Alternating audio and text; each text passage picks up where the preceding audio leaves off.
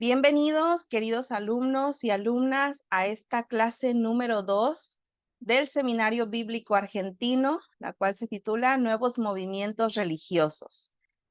Y antes de iniciar, me gustaría que pudiéramos poner esta clase en manos de nuestro Dios, y para ello quiero pedirle a nuestra hermana Esther Otto que sea ella quien nos dirija con una oración.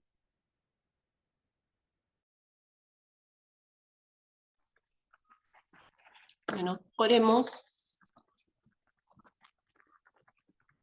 Padre bendito, te damos gracias en este día por la vida, por la posibilidad de estar en esta clase, Señor.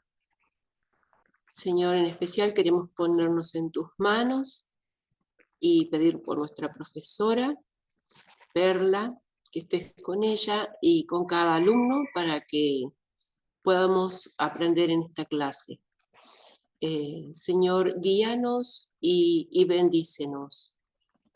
Te agradecemos y que sea para tu gloria y tu honra. En el bendito nombre de Jesús lo pedimos. Amén. Amén. Muchas gracias, mi hermana Esther.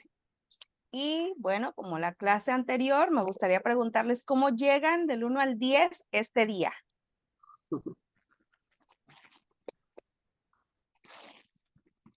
Y yo, ya que tengo el micrófono, hablo.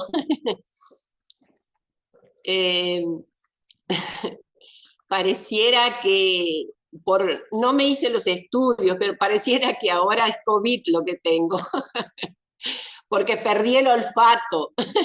Así que ahí, tratando de salir. Pero bueno, con la ayuda de Dios sí, todo va a estar bien. Primero Dios, así será, mi hermana Esther, primeramente Dios. Vamos a estar orando para que pronto el Señor la restablezca por completo, pueda regresar el olfato y usted, por supuesto, pueda estar al 100. Gracias. Bien. Hermano Mario, ¿cómo llega el día de hoy del 1 al 10? Hola, profe, ¿cómo está? Gracias a Dios, 10, ya estoy en el trabajo, así que no me puedo quejar. Eh, Así que recuperado casi del todo. No puedo decir que estoy menos que 10, así que agradecido a Dios y acá estamos, un 10. Excelente. Usted ya en el trabajo y yo en un ratito más me voy a mi trabajo, pero qué bonita su bandera, qué bonita. La estoy viendo así en la parte posterior, muy Sí, bonita la está bandera argentina. esta es la de la provincia y la Argentina. Oh, qué Provincia de Misiones y la Argentina. bonito. No sabía que Misiones tiene una bandera, pero qué bonito. Sí, sí. Muy bien, muchas gracias. Hermana Amanda, ¿está por ahí? ¿Cómo llega el día de hoy del 1 al 10? Paz, buenos días. Bien, súper bien, bendecida, agradecida con Dios por darme un nuevo día de vida, porque son nuevas sus misericordias todos los días. Bien, bien, bien. Excelente, hermana Amanda Portilla, muy bien. Y estaba revisando acerca del juego que les dejé para repasar la clase, y veo aquí la participación que tuvieron. Ojalá, si por ahí faltó alguien, puedan regresar. De nuevo les voy a compartir el link en el grupo de WhatsApp para que ustedes lo puedan tener, porque pues fue un crucigrama sencillo, pero nos sirvió para reforzar lo que vimos en la clase número 1. Y además por ahí les dejé unos videitos de los cuales vamos a ir hablando, pero vamos a dar inicio ahora sí a la clase número 2. Vamos a continuar con la clase número 2.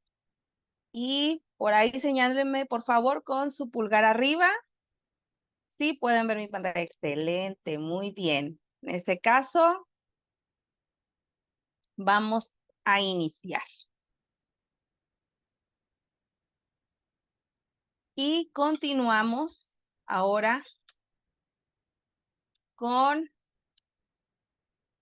esta segunda parte de qué es la religión. En la clase número 2 vamos a abordar algunos temas bien interesantes, pero como ustedes ya tuvieron por costumbre con el profesor Esdras, vamos a iniciar con esta pregunta. ¿Qué hicimos la clase anterior?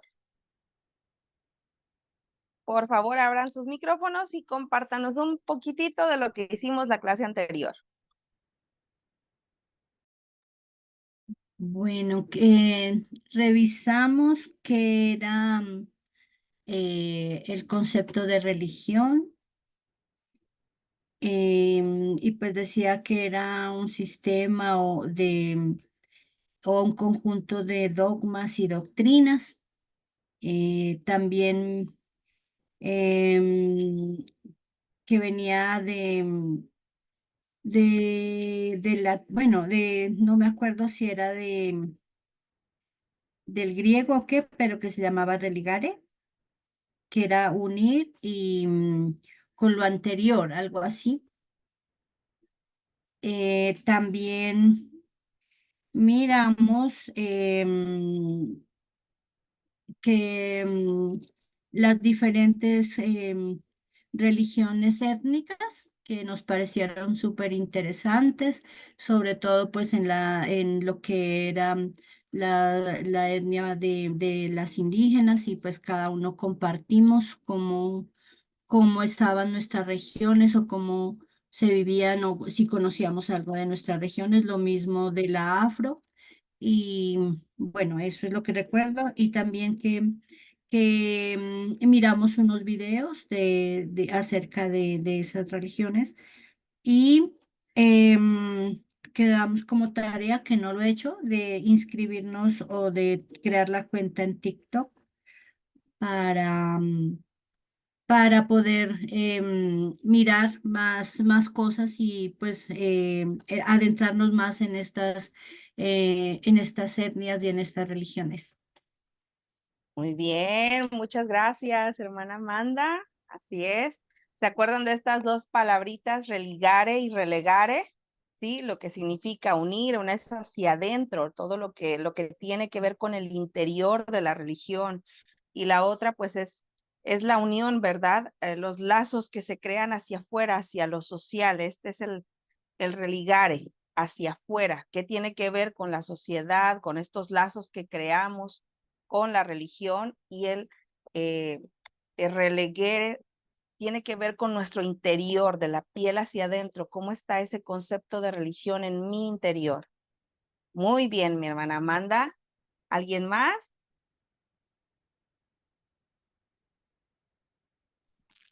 Permiso. Adelante.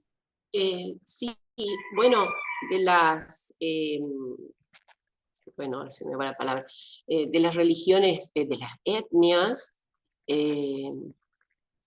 está interesante, es cultura, lengua, país, lo que los une, costumbres, y entre ellos están las creencias hacia sus divinidades y sus cultos, sus bailes, sus danzas, todo eso.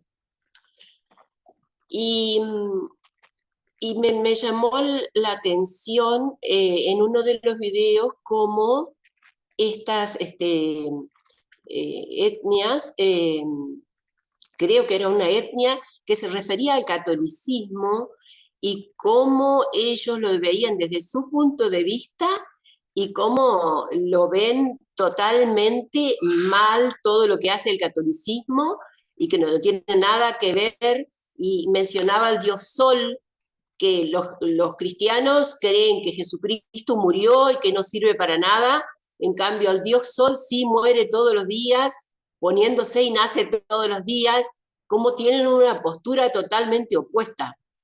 Bueno, eso me llama mucho la atención, y bueno, lo anterior, lo que dijo la hermana también, es lo que vimos, ¿no? Sí. Muchas gracias, hermana Esther. Cierto, como ellos tienen algunos tienen un sincretismo, es decir, la combinación, por decirlo así, entre la religión católica o los santos de la religión católica y sus creencias, y hay otros que no, que es completamente distinto, y que, bueno, en sus deidades, ¿verdad? Es donde ellos sustentan su fe y sus deidades pertenecen a la naturaleza, como por ejemplo algunos casos todavía piden permiso a la Pachamama, la Madre Tierra, para poder realizar la caza, la recolección de algunos granos y en este permiso, ¿verdad? Para que ellos puedan lograrlo, algunos lo hacen mediante algunos rituales, otros lo hacen o llegan a ella a través de ciertos tomas de brebajes de alguna planta medicinal para estar en un éxtasis y entonces sí tener este encuentro con la divinidad. Muy interesante, muchísimas gracias. Bueno, entonces vamos a continuar con la clase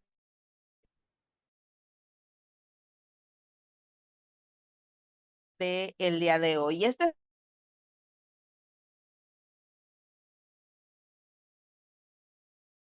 es un apéndice, por ahí les dejé unos videos acerca de las religiones nativas, acerca de estas religiones americanas nativas, que son las prácticas espirituales de los pueblos indígenas de América. Las maneras de realizar las ceremonias nativas pueden variar ampliamente. Su teología puede ser monoteísta, politeísta, enoteísta, animista o alguna combinación de las anteriores.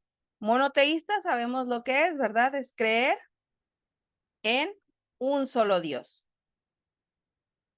Politeísta es tener dos o más dioses. Y el término enoteísta describe una forma de creencia religiosa en la que se adora a un solo Dios sin negar la existencia de otros dioses. Fíjense, se adora a un solo Dios, pero sin negar la existencia de otros dioses. En otras palabras, una persona enoteísta puede reconocer la existencia de múltiples deidades o rendir culto a una deidad en particular. En cambio, el animista, vamos a ver también este concepto por si lo habían escuchado, quizás no, se refiere a una creencia o sistema religioso en el que se considera que todos los seres y elementos de la naturaleza, incluidos animales, plantas, rocas, ríos, montañas e incluso objetos inanimados, poseen un espíritu o una esencia espiritual. O incluso pueden ser la combinación de alguna de estas, es decir, se pueden combinar dentro de la teología para algunos pueblos indígenas americanos. Las creencias tradicionales son normalmente heredadas en forma de historias orales, alegorías y principios.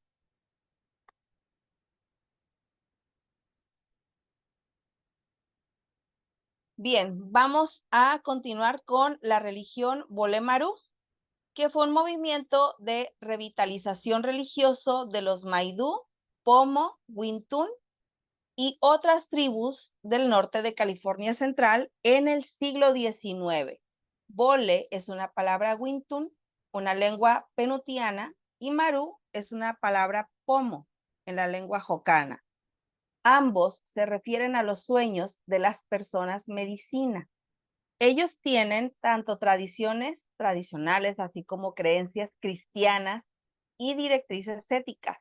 Las revelaciones de los sueños tienen un papel central. ¿Les suena esto? ¿Alguna vez hemos escuchado que una deidad se revela a través de los sueños? En nuestro caso, bueno, la Biblia lo menciona, por ejemplo, en el caso de José. Y fíjense cómo esta religión, sin, digamos, hacer sincretismo, ellos tienen o toman algunas creencias cristianas y también y consideran que a través de los sueños de las personas medicina, no sé si han escuchado este término últimamente, para las nuevas generaciones es un término muy común porque se refieren a estas personas a las que pueden acudir, que consideran personas sabias, que tienen una estabilidad, una armonía entre el ser y el pensar y el actuar. Bueno, estas son las personas medicina a quienes se acercan hoy día, pero que desde la antigüedad o en las religiones nativas americanas ya se conocía acerca de este término. Algunos de los bailes de esta región eran bolé y baile marú, el baile boesi y el baile de la pelota. En estos bailes, los bailarines llevaban suntuosas vestimentas. Y les dejé por ahí algunos videos que ya pudieron ver en el grupo. Muy interesante es la forma de expresión, ¿verdad? El baile del sueño, fíjense, este es un movimiento de revitalización religioso de los Klamath y Modoc han evolucionado en el baile del fantasma y la religión de la logia de la tierra. Por ahí, si tienen alguna libreta para anotar, por favor busquen acerca de la religión de la logia de la tierra, porque es también un concepto bien interesante.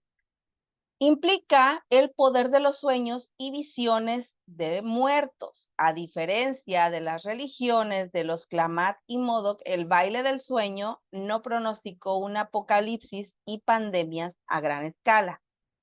La religión del tambor, también conocida como el tambor grande, baile del tambor o baile del sueño, se originó alrededor de 1890 entre los Santeen Dakota o Dakota Oriental. Se extendió desde la región de los Grandes Lagos occidentales a otras tribus americanas nativas como el Ojibe, es decir, los Chippewa, el Meskwaki, el Zorro, el Kickapoo, Menominee, Potawatomi y Ochuk. Fue un movimiento de revitalización religioso que se creó para animar un sentido de unidad en los pueblos nativos a través de los rituales. Estos rituales incluían tocar tambores sagrados y el paso del conocimiento sagrado de tribu a tribu.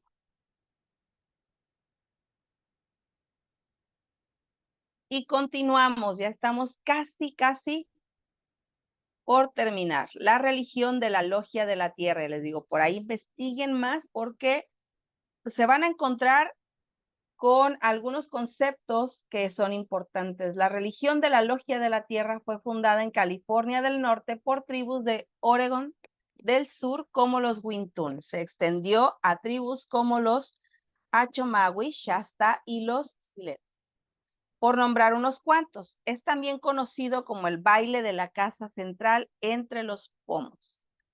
Y aquí, escuchen desde cuándo estaban pronosticadas algunas ocurrencias en el baile del fantasma como el regreso de los antepasados o el fin del mundo. Es decir, para las tribus nativas americanas no es desconocido el concepto del fin del mundo, sino que ellos a través de estos bailes tenían estas revelaciones de parte de sus deidades.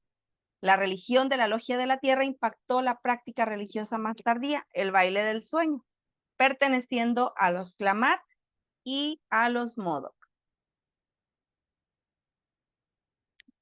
Y me voy a ir un poquito más rápido porque si no, no nos va a dar tiempo toda la clase para hablarles acerca del Mexicayotl. También un video que les envié es una palabra en náhuatl que significa mexicanidad, un movimiento que revive la religión indígena, filosofía y tradiciones del México antiguo, la religión azteca y más especialmente la filosofía azteca.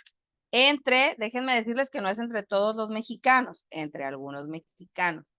El movimiento apareció en la década de los 50, dirigido por intelectuales de la Ciudad de México. Sin embargo, es hasta tiempos recientes que cuando se ha ido extendiendo de una manera considerable, llegando hasta los mexicanos que residen en los Estados Unidos de Norteamérica. Sus rituales implican el mitotitzili, Mitotilitztli, perdón. Los seguidores llamados Mexicatl singular o Mexica en plural o sencillamente Mexica son mayoritariamente practicados por personas urbanas y suburbanas. Este movimiento inicia en la década de los 50 por Antonio Velasco Piña, quien funda el grupo de la Nueva Mexicanidad. En los mismos años, Rodolfo Nieva López fundó el Movimiento Confederado Restaurador de la Cultura del Anáhuac, el cofundador del cual era Francisco Jiménez Sánchez, quien décadas más tarde se convirtió en el dirigente espiritual de la Mexicáyotl. Y en 1970 se funda el Caltonal o la Casa del Sol. Hay una iglesia de este movimiento, es decir, de aquellas tribus, de aquella tribu, de aquel imperio, quieren revitalizarlo, traerlo, darlo a conocer a las nuevas generaciones y entonces empieza a ganar gente este movimiento.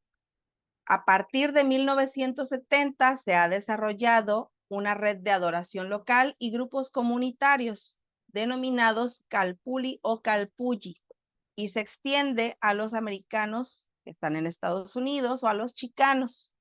También ha desarrollado fuertes lazos con movimientos de identidad nacional, surgiendo el nacionalismo mexicano. Y por último, la religión del peyote. Ya vimos acerca de esta planta ancestral, que en esta religión, también llamada el culto al peyote y sendero del jicuri, es un movimiento religioso del que implica el uso ritual de el Lophophora huilam, es decir, el peyote. El uso que se tiene es para propósitos religiosos. Está pensado para ser practicado dentro de alguna de las siguientes tribus: los Carrizo, Lipanes, Mezcalero, Toncagua, Carancagua y Cado. También pertenecen a la religión de los huicholes, es decir, los huijarica o huixarica, los tepehuanes y los coras. Este fue el apéndice de la clase número 1. Ahora vamos a los temas de la clase número 2. ¿Hasta aquí alguna duda, alguna pregunta? No, está sencillo, ¿verdad? Porque ya lo vieron en los videos, nada más era para mencionarlo por si a alguien se le había pasado o no los había visto, pero para complementar la clase 1 de las religiones étnicas, perdón. Vimos ya las religiones nativas y cuáles son los temas que veremos hoy. 1, las religiones imperiales y 2, las religiones universales. No vamos a acabar las religiones universales, no se preocupen, continuamos en la siguiente clase, pero hoy vamos a dedicarnos a las religiones imperiales y un poquito de las universales. ¿Cuáles son las religiones imperiales? Aquellas que no solo operaban como sistemas de creencias espirituales, sino que también estaban profundamente entrelazadas con las estructuras de poder político y social en las grandes civilizaciones antiguas. Fíjense bien, la religión estaba ligada a la política y también a lo social. ¿Les suena esto? Seguramente ya tienen por ahí alguna religión en mente. Fíjense, estas desempeñaban un papel crucial en la legitimación del poder de los gobernantes, la cohesión social y la estabilidad del Estado. ¿Qué quiere decir esto? Los gobernantes, algunos se consideraban una reencarnación de una deidad o bien que cierta deidad había revelado que ellos tenían que ser los gobernantes. Su modelo más perdurable lo vamos a hallar en China. No pierdan de vista este país. Se caracterizan por estar centradas en la maximización del poder simbólico del soberano, en el que radica la identidad de todo el cuerpo. Es decir, quien estaba al frente políticamente era la autoridad máxima y los límites geográficos y culturales de la religión se superponen a las fronteras sobre las que ejerce el poder el monarca. Y si el territorio crecía, también lo hacían los seguidores de la religión. Cuando iban a conquistar a los pueblos, ellos llegaban, imponían su religión y de esta manera el imperio se iba expandiendo. Tan es así que vamos a ver algunos de los ejemplos. La deificación de los gobernantes. En muchas de estas religiones, los gobernantes eran considerados dioses o semidioses, o al menos eran vistos como representantes directos de lo divino. ¿En dónde? En la tierra. Esto les confería un poder absoluto y una autoridad, escuchen bien, incuestionable. Hay de aquel que osara a cuestionar por qué había sido elegido tal gobernante, por qué lo habían puesto. Porque entonces el castigo máximo, la muerte. Cuando esto sucede en las religiones imperiales, vamos a ver que tiene un trasfondo, porque el hecho de que estuvieran ahí implicaba que tenían, por supuesto, el favor del sacerdocio de la religión y de otros grupos que les ayudaban a que se sostuvieran. Por eso es que vamos a hablar acerca del culto estatal, y las ceremonias y rituales religiosas eran parte de la vida pública y se realizaban a menudo en templos monumentales financiados y promovidos por el Estado. El uso de la religión para el control social. Las creencias y prácticas religiosas eran utilizadas para mantener el orden social y justificar las leyes y políticas del Estado, promoviendo la unidad y la lealtad entre los súbditos.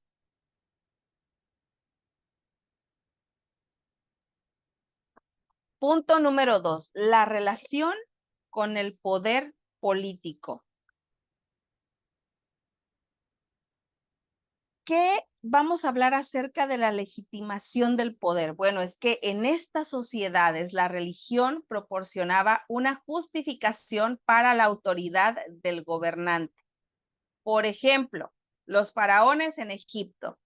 El faraón era considerado el hijo de Ra, el dios del sol, lo que legitimaba su dominio absoluto sobre Egipto. De manera similar, los emperadores romanos eran deificados después de su muerte, lo que reforzaba la sacralidad de su poder. A ver, para saber que no se me andan durmiendo, díganme el nombre de algún faraón de Egipto. Alguno que se acuerden, o alguna. Amon-Ra. Tutankamón. Tutankamón, muy bien. ¿Quién más?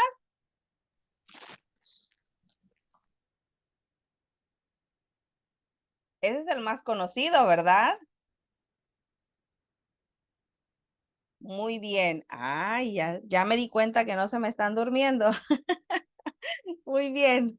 Fíjense que hay uno que a mí me llama mucho la atención, y es que la mayoría, si no es que prácticamente todos, los faraones, excepto uno, eran politeístas.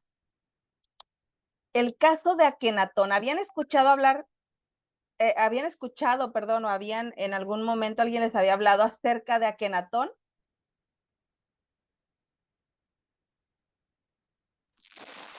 Yo ahora no tengo presente haber escuchado. ¿Ah, sí? No, Kenatón, no.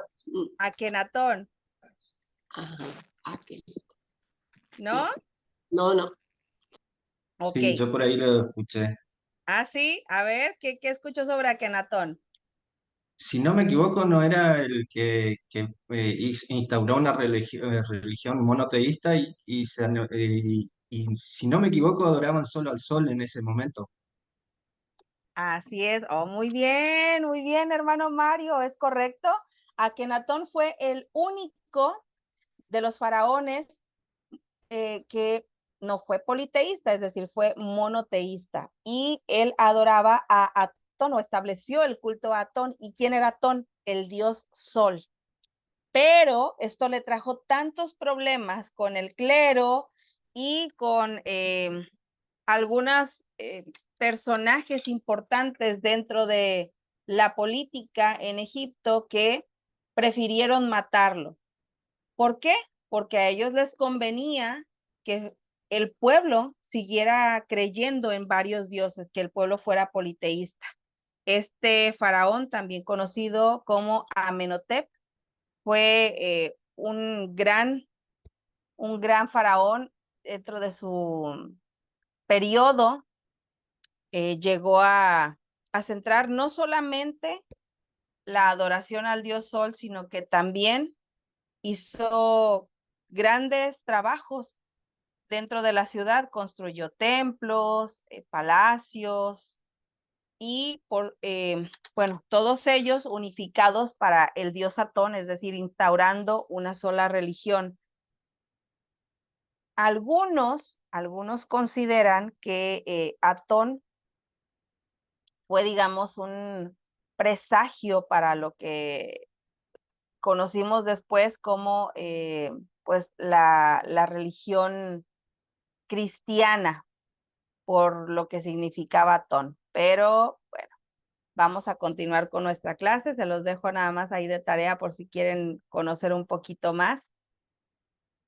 ¿Cuál fue el control y la cohesión de las religiones imperiales? Bueno, es que ayudaban a mantener la unión dentro de los vastos imperios al unificar a la población bajo un conjunto de creencias y prácticas. Les decía, por ejemplo, al pueblo en Egipto, o más bien a cierto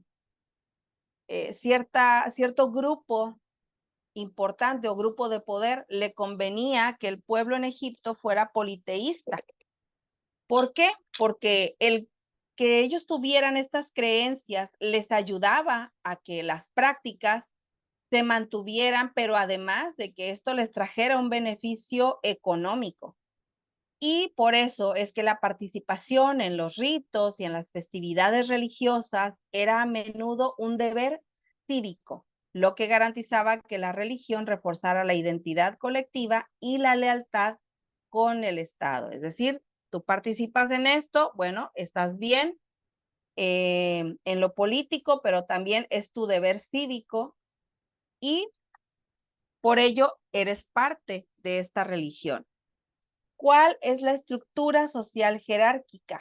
Estas religiones se apoyaban y perpetuaban en ciertas estructuras. Por ejemplo, en la religión mesopotámica, la nobleza y el clero estaban considerados como intermediarios entre los dioses y el pueblo, lo que les otorgaba un estatus de privilegio. Bueno, el pueblo quiere llegar a sus deidades, ¿cómo lo hacían? A través del clero y de la nobleza, porque ellos eran los medios en los que podían recibir el favor de sus deidades. Y no solamente lo vamos a ver ahí, también este concepto lo vamos a encontrar en otras religiones. En cuanto a la moralidad y las leyes, las religiones imperiales influían en las normas morales. Por ejemplo, ¿habían escuchado acerca del zoroastrismo? Tal vez sí, tal vez no en historia, quizá. Bueno, el zoroastrismo promovió principios éticos que se integraron a las leyes del imperio persa, afectando a las políticas de justicia y al gobierno. Ahora vamos a ver acerca de la estabilidad y la longevidad. Sé que vamos un poquito rápido, pero pues es que si no el tiempo no nos da. La integración de la religión en la política y la sociedad contribuyó a que estos imperios fueran muy longevos. Porque vamos a ver, por ejemplo, en el caso de los faraones en Egipto, que duraron varias dinastías. Esto, por supuesto, les permitió el sistema de creencias, pero el hecho de que estuvieran relacionados con el clero, que gobernaran durante muchísimos años, cientos de años. ¿Qué se necesitaba? Tener esta unión para poder hacerle frente al resto de la población y de alguna manera, pues, que tuvieran el dominio y no hubiera problemas para la posteridad. Al reforzar la autoridad de los gobernantes y unificar a la población, las religiones imperiales jugaron un papel fundamental en la capacidad para mantener el control sobre vastos territorios y diversas poblaciones. En cuanto a la adaptación, algunos demostraron ser adaptables incorporando elementos de las culturas conquistadas y permitiendo cierta flexibilidad, lo que les ayudó a extender su imperio. Los reyes, como bien dijimos, son por tanto divinos, salvadores, padres bondadosos, responsables y últimos de todos los cultos. Fíjense, por ahí encontramos algunas representaciones de estas deidades. Incluso digamos, en la época de la cultura pop, ahí van a ver, por ejemplo, en esta imagen de la parte inferior, algunas representaciones de estos faraones egipcios. Poner en duda las decisiones o pensar siquiera en una rebelión era alentar al caos y una manera de justificar su poder era decirle a la población, si ustedes se rebelan, entonces este caos es capaz de destruir hasta el universo. Por eso la gente tenía miedo y decían, oh sí, es que él es la reencarnación de tal deidad, o es que es el representante de este Dios en la tierra. Y era una manera de tenerlos sometidos. Hoy en día no tenemos faraones, pero tenemos algunos personajes en estos tiempos que consideran que su gobierno viene también de parte de una deidad y que el levantamiento en armas o alguna molestia, alguna manifestación en contra puede desatar un caos. Para ejemplo, tenemos ahí Venezuela, ¿verdad? Sin duda, esto era una herramienta ideológica muy poderosa con la que el grupo gobernante había contado a lo largo de la historia para sustentar su poder.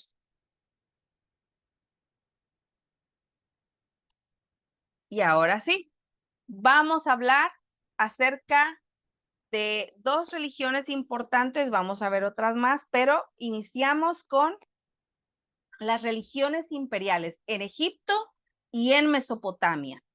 A finales del cuarto milenio antes de la era común, surgieron los primeros sistemas imperiales extensos.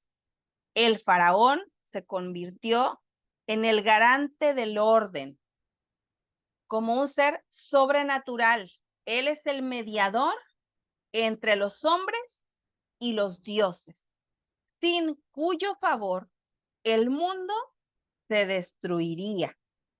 Es hijo de Ra, la divinidad solar, y se identifica con Horus, la divinidad del poder, representada con cabeza de halcón.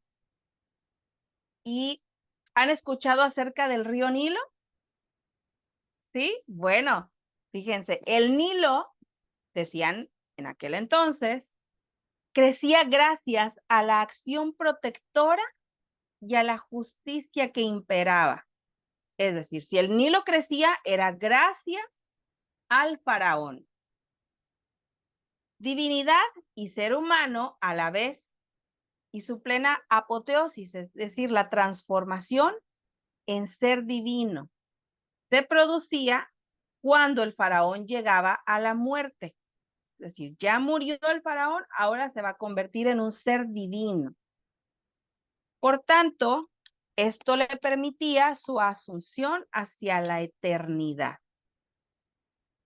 Y aquí podemos ver algunas de las partes que Traían en su vestimenta los faraones, por ejemplo, en la cabeza la corona doble, tenían en el centro de Jeca, Nemes, esta parte que iba debajo de su estructura en la parte superior de la cabeza, la barba posterior, Shlejej, y el trono. Estas eran todas las partes que componían la vestimenta de los faraones. ¿Qué más vamos a ver acerca de que la tumba es un templo de culto? ¿Alguien ha visitado Egipto? ¿No? ¿Les gustaría? Sí, déjenme les comparto que este es uno de mis sueños. Primeramente Dios algún día me permite estar por allá, pero estas grandes pirámides y el interior en el cual están las tumbas de algunos de estos faraones son impresionantes. Les dejé de tarea, busquen TikTok porque les decía, son videos mucho más cortos que en YouTube y van a poder encontrar infinidad de información. Entonces, en la tumba se representaba una miniatura del universo. Cuando era una pirámide, se convierte en un país llano, que es Egipto, en la montaña que permite el camino hacia el cielo y el sol. No es de extrañar el esfuerzo, la inversión en mano de obra y el poder que significaba construir estas pirámides, que se emplearon en las primeras y mayores, las más grandes, y que todavía el día de hoy nosotros podemos ver. Eran los templos de eternidad de los reyes más poderosos, es decir, de los faraones más poderosos que la humanidad siquiera hubiera imaginado. Y aquí voy a parar un poquito la grabación porque, como ya les decía la vez anterior, para evitar que nos vayan a silenciar el video en YouTube, voy a compartir este video, pero les voy a pedir también que lo puedan ver cuando se los envíe al grupo. ¿De acuerdo?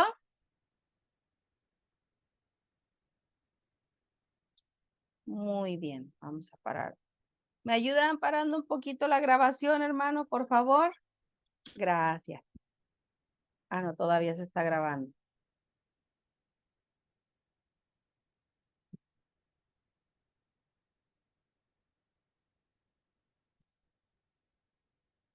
Hermanos en el seminario, por favor, ¿podrían apoyarme pausando la grabación?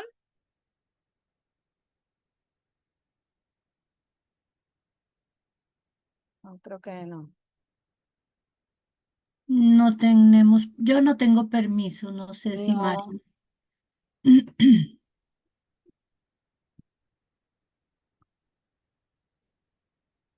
Bueno, vamos a ponerlo. Lo voy a proyectar, espero que no nos vayan Aquí está, a ver, un mensajito. Pausarla solamente, no cortarla, pausarla un poquito o